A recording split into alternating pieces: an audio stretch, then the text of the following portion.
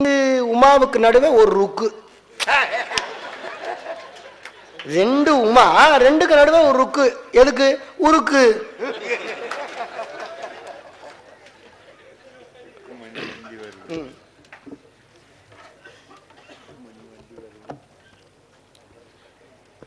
மாண்பமைந்த நீதிபதி அவர்களே,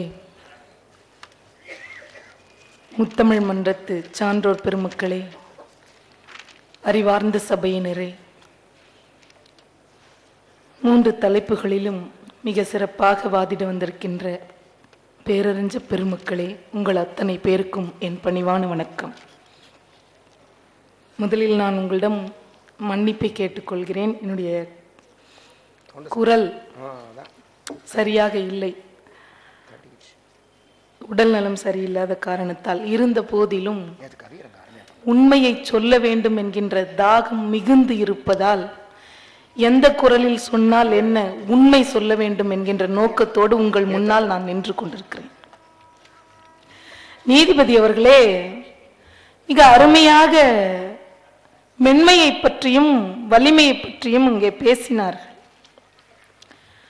ஐயா அவர்கள் பேசும்போது சொன்னார்கள், வலிமையை பற்றி சொல்லுகின்ற பொழுது நல் இளம் சிங்கங்கால் என்று வழக்கறிஞர் ராமலிங்கம் அவர்கள் இந்த இளைஞர்களை பார்த்து அழைத்தார்களே, சிங்கங்களே என்று அந்த வலிமையை குறிப்பிட்டு சொன்னார்களே என்று சொன்னார்கள்.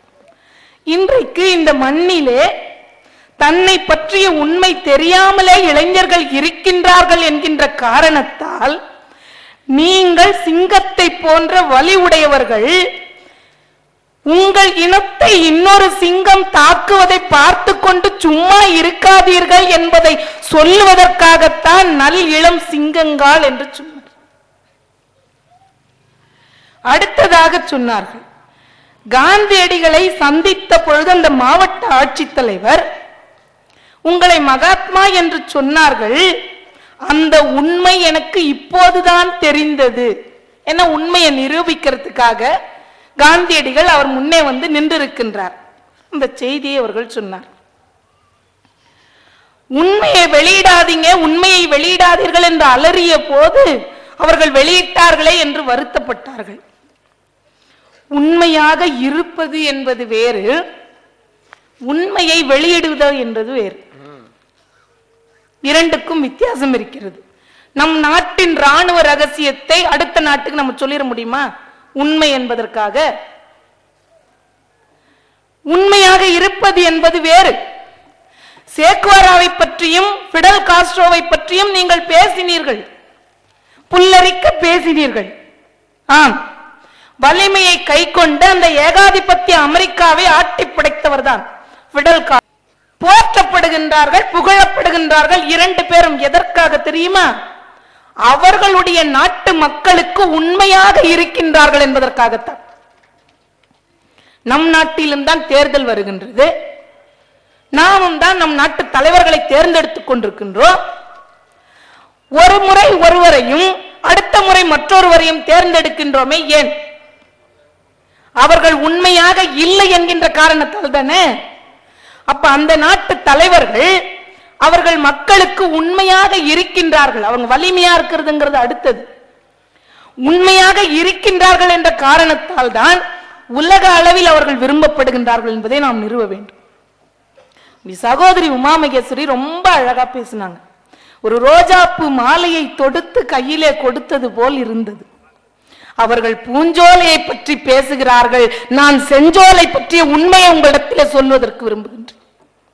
ஏன்னா இந்த உலகத்துல, உலகத்தின் மூலையில் இந்த கடலிலே ஒரு கண்ணீர் துளியை போல் காட்சியளித்துக் கொண்டிருக்கின்ற அந்த பூமியில் என்ன நடக்கின்றது என்பது இந்த உலகுக்கு தெரியாமல் இருக்கின்றது.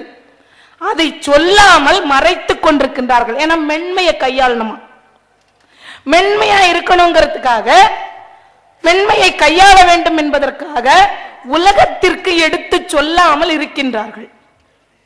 ஒன்று, கொலைவாளினை எடடா மிகு கொடியோர் செயல் அறவே, குகைவாள் ஒரு புலியே அப்படின்னு கூப்பிட்டார் பாவேந்தர். சரின்னு நாங்களும் கொலைவாளினை எடுத்தோம். உடனே எங்களை தடை பண்ணிட்டீங்கல்ல, வன்மைதான், வலிமை வேணும்னு சொல்லி கொலைவாளினை எடடா ஒரு குகைவாள் புலியனாரு எடுத்தையா, தடை பண்ணிட்டீங்களா இல்லையா? அப்ப நாங்க இருக்கிற நிலைமைய இந்த உண்மையை சொல்லணுமா இல்லையா? அதையும் சொல்ல மாட்டேங்கிறீங்க, மென்மையா கேட்டுக்கிட்டு இருக்கீங்க.